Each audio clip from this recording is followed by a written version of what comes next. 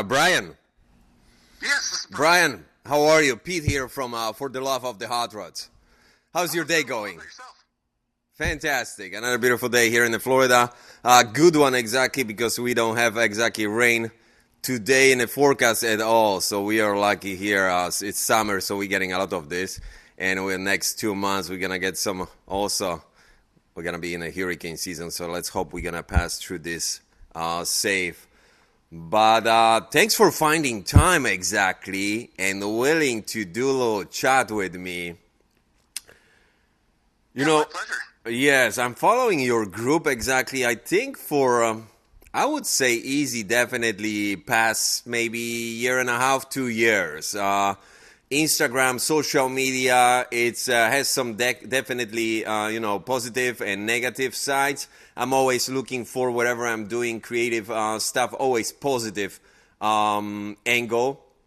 And I like exactly Instagram for definitely sharing a little content, photography, videography, some reels here and there, but also touching base with the different group, different individual, creative people from this country, from different countries from all over the world. And what I learned exactly over passing few car events that I am able to exactly touch base with the guys and keeping just without even phone number, just through Instagram, talking with each other, keeping in touch, sharing some informations and everything like that. And that's what's happened exactly with you, which is very good, very nice, very cool. And how I mentioned before, I'm following your group. You're there located in Arizona, so you have a slightly different backdrop for your hot rods, for your classic cars, and this is what you're doing exactly, what kind of cruises you're organizing. And I'm watching you guys for quite a while, and the last one exactly just blew me away. When I've seen this footage, I think you were some Utah. Oh yeah, that was the Hooligans run in mid-May through central and southern Utah, which was just the most amazing scenery, and driving a roadster in those settings, there's just nothing better. That's spectacular. When I've seen this, I'm like, you know what? I just gotta touch base with this guy. I'm not sure. Not everybody responding exactly on the Instagram messages, which is it's okay. But you did exactly. I'm like, I just want to chat about that. I wanna see what you did, guys. I've seen the group of hot rods there. It was just spectacular. I'm a photographer, videographer. So this what you did, guys. The backdrop and everything else, how it was organized. I was just blown away. How many cars did you have there all together? I think we ended up with total close to 30. Wow. So you call this Hooligan Run? Yeah, it's put on by Chris Kiernan out of Salt Lake City or Ogden. Okay. I think I passed them on the social media too, but I'm not really familiar with them. Yeah, it's a run he's been doing for about 5 years now, and it's a different route every year. But it brings people from like all over the western United States, California, Colorado, Arizona. Wow.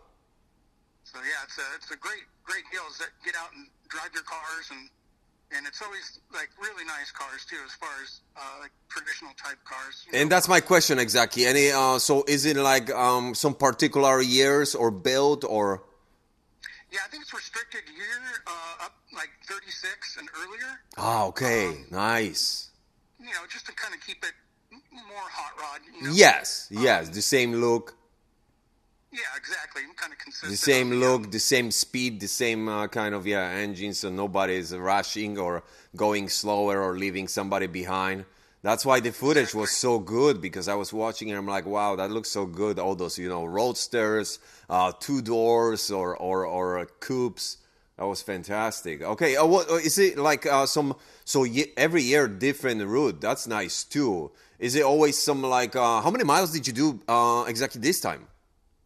So the route itself was right around 600 miles. Wow. For 3 days. But for us from Phoenix, it was over 600 just to get to the starting point. So whoa. All said and done, probably close to 2,000 miles, from door to door. Wow, that's quite a road trip. Yeah, it's but again, it was just, beautiful, and there's nothing cooler than, winding down some mountain road with Yes. 20, 25 hot rods front and back. It's just Plus, you did this in a good time too. Remind me the month. May. May. So in Utah, it's still, a lot of the run was at elevation, so it was pretty cool. There was some snow in some areas. Obviously that time of year is kind of a shoulder season for them. It's still quite hot down here in Phoenix in May, but up there is much cooler. We were wearing, jackets, hoodies most of the run.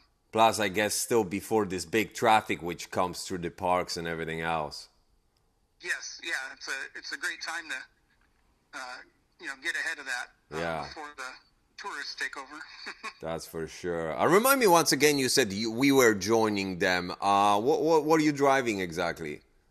So Samantha and I were in my 29 Roadster, and our friend Chris Swanberg came in his 30 Coupe. It's got a Hemi Coupe that's pretty neat. It's been here in Phoenix for a long time. It's got some cool stuff. 32 header, so it doesn't look exactly like a Model A, but it's pretty neat. And you have your car for quite a while too, yes? How your story exactly with hot rodding started? So I started pretty young, pretty much right out of high school. I had gotten my first old car as a 50 Pontiac, and that's how I, went from working on bicycles and skateboards to, working on a 50s car, and that kind of broke me into, learning the mechanics of older cars.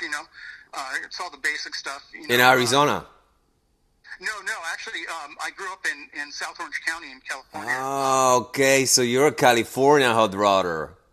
Yes, we moved out here in 2018. But it's been a pretty fantastic move as far as hot rodding goes. There's pretty solid scene here as far as cars in general.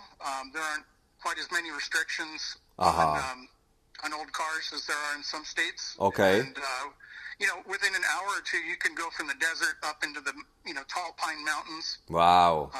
So we've got a lot of opportunities for scenery here. Yes, and that's central to other states as well. Like we're not too far from New Mexico or Utah or Colorado. Yeah, that's amazing for you guys there. Talking about photography, that's what I'm always looking for, some unique, different backdrops, and nothing can substitute this exactly what you have there, guys, up north.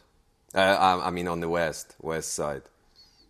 Yeah, we're pretty fortunate here, and unlike parts of the country that get a lot of snow in the winter, we don't have that. We have pretty rough summers here in Phoenix, but we still end up, just planning around it. If we're gonna, we don't just stop because it gets hot. We just, plan our routes to elevation and during the day when it's hot, and then come back down at night when it's cooled down a little bit.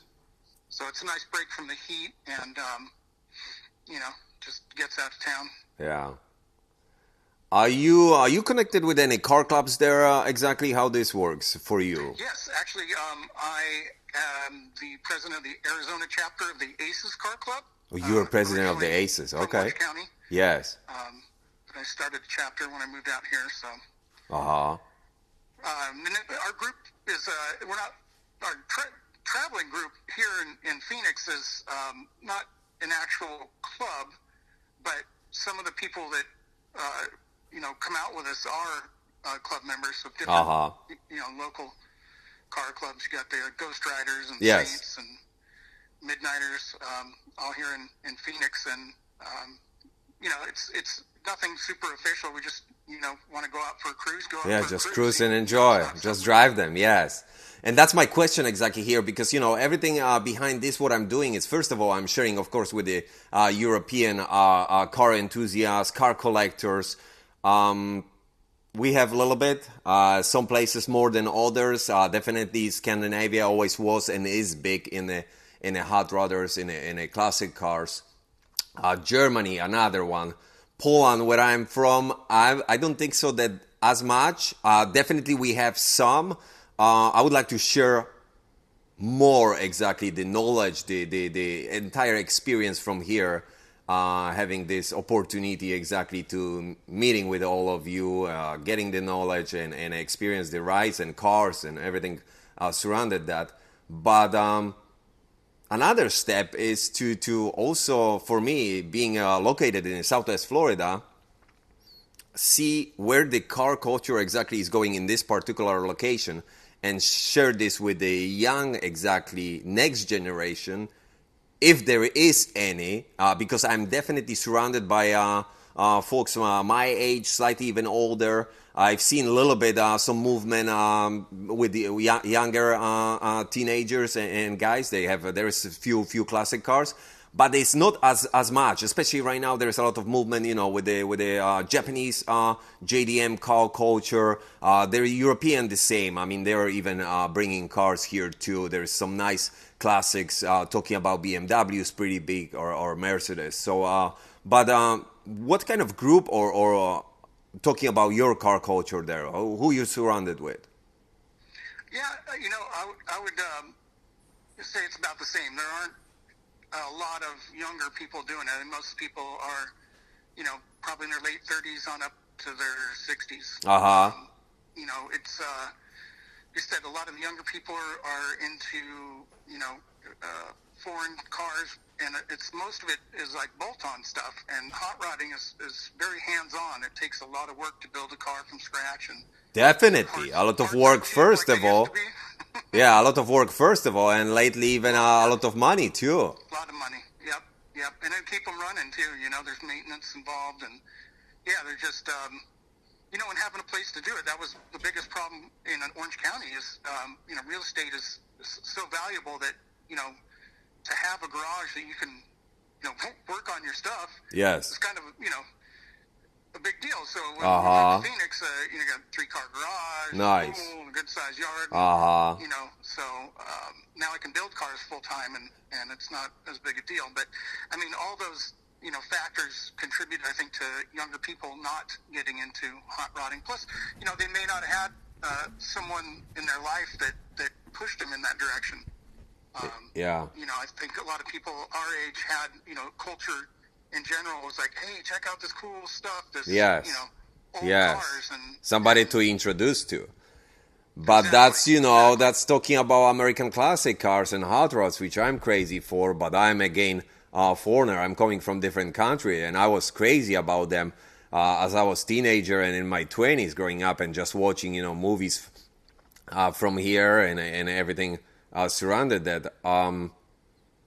I was interested by myself, but coming here exactly, that's my question again. If there is next generation for them, for hot rods, there is somebody who's gonna take over the torch? For right now, we are taking, yes, you're taking, I am taking, but is there anybody behind us? I don't know. We'll have to find out. Maybe one day there'll be a completely cultural shift, and the younger generation will want to do this. But at this point, it does seem like it's, fading fast. So to speak. No, I think we keeping pretty strong, and especially with the social media, how one can find another and follow and get a little this bite of that. I think that's pretty nice way to introduce and to learn. Oh yeah, absolutely. Currently, for the people that are active in hot rodding, I think it's a great time. I just don't know about the next generation as far as that goes. But yeah, right now is awesome. There's social media, lots of different outlets for people to share their observing you guys or driving or whatever. Observing you guys, I mean, on my bucket list still is. I thought that I will be this year. It didn't work out for me, but the Bonneville Salt Flats, big iconic event here for United States. Yeah, absolutely. It's one of those things that it's got so much history. You've been there a few times, yes? Yes, I've been 6 times. 6 times, yep. Wow. Yeah. And driven cars, hot rods, 5 of those times. Each time I went, I was just in my daily driver pickup. But 22, 23, 24, 25. Yeah. And this year was great because we were able to drive both cars. Samantha drove her 32 Chevy Coupe. Nice. And I drove my 29 Roadster. And so that was pretty awesome. Being able to have, both cars out on the salt. Yeah. Normally we have to take one or the other, but What a scenery there. And the entire event, I mean, when I was watching just on the TV, of course, still on the YouTube, there is always this channel which is doing broadcasting, which is quite special too. And it's just amazing. I mean, it's something iconic here, so. absolutely.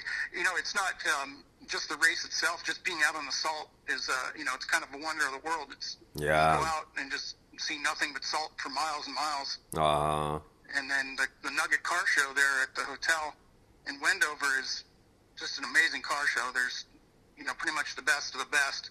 Normally you only see like one or two 34s at a car show, and it's a big deal. And half of that car show is 32s and 34s. So, Wow. yeah, it's pretty impressive, all the different cars. And no one lives near there, so pretty much everyone that goes there has had to work, whether Yes. you drive or fly or people that come from out of country. That's just a crazy amount of traveling just to get there. And they are coming, and because there's something special for them. And I know, I will tell you, I was when was that? That was last year exactly. I attended this event, which I cannot wait for this year again, and that was on my bucket list for a quiet bit till I finally went. There was the Race of Gentlemen in Wildwood, New Jersey. Spectacular event. We're talking about vintage racing on the beach, vintage motorcycles, vintage pre-war cars, fantastic scenery. Again, we have ocean on the one side, amusement, vintage park on another. Just quiet experience. What a weekend there. That's exactly beginning of October. And that was that type of one of those events exactly, which is iconic, became, I mean, over the past all years. I think it runs for good 15 years or 13. People coming from all over the world, from Europe, from some South America, and an entire town which is located nicely on the side, so nobody bothers you. It's taken over by classic cars, by hot rods, and then the entire race, day after day. Yeah. Yeah, I haven't been to the one in Jersey, but I've been to the ones I had out here. I raced in a flat bob in 23 in my 15 team. Oh, nice. I've seen this one pass somewhere on the YouTube, I think, few times, and I will tell you, I was also blown away by the scenery there. Fantastic tall California tall palms, kind of like a Santa Barbara. Is it like right above Santa Barbara or above Riverside, something like that? But anyway, yeah, Flat Bob is Riverside. Yeah. And yeah, the one they had Pismo's up above Santa Barbara. Yeah, so it was nice backdrop, and then the vintage planes exactly in these California locations. That's what caught my eye. Yeah, and it was a real track. Well, essentially a real yes. track. Yeah. Better than the sand. So a little more competitive. There was a lot. I was trying to figure out. There at Flat Bob than the other versions. So. I was trying to figure out what will be the next one exactly. I'm not sure they're preparing something or not. We'll see. I will keep an eye on that. I don't know if they're going to do another one on the West Coast. But, there's RPM Nationals yes. coming up here in a couple weeks in September. The Santa Margarita, that's an awesome event. It's the same thing. It's in, kind of an airstrip in the middle of the Live Oaks there, coastal California. It's just beautiful and, just an awesome event too. And that's what I was going to ask you exactly. Your favorite events which you like to go or which you experienced before, which you would like to share with me. Well, I love both of the RPM events. So there's the Santa Margarita that's usually right around my birthday, so like the end of September. Okay. That's up there in Atascadero, Santa Margarita, kind of Central Coast. Yeah. But I really like to go to the RPMs at Verona, which is in like East San Diego County, and it's on a real NHRA track. It's an 8-mile track, so they have, it's a Christmas tree start. You get real timing slips and everything, so it's legit, as far as track goes. Yeah. And then it's just a really special vibe there too, because the same thing is you camp there. And you camp in your pits. Nice. And there's a lot of clubs that come out and participate in that event. And it's a lot of fun. That's probably one of my favorite when it comes to nostalgia racing. You doing any little car shows around, local car shows? You have anything going on there on a weekly basis or a monthly at least? Yeah, there's the Ghost Riders Club does a cruising central. Yes. Which is, Central is kind of like the heart of Phoenix. Okay. The metropolitan area, so they meet up, and they get a pretty good turnout for that.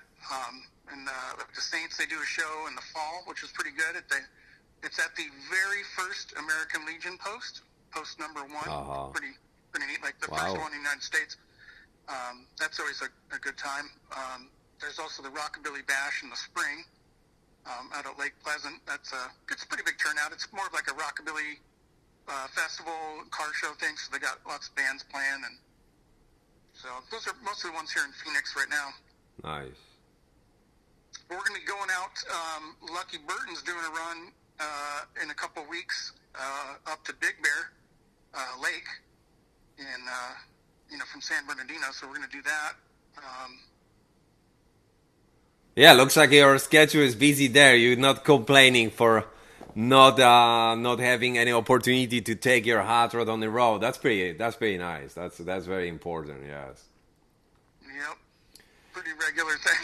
Yeah, that's good. Yeah, what I can say, I really appreciate your time. I'm really feeling fortunate that you had the time and you were willing to have a little chat with me. I'm looking forward definitely to join you. I believe maybe that will be next summer somewhere in Arizona, California, Utah, and do a little cruising with all of you guys. And we're gonna go from there. That would be great. Thanks once again, Brian. You're welcome. And anytime, I love talking cars, so give me a call. Fantastic. Thank you.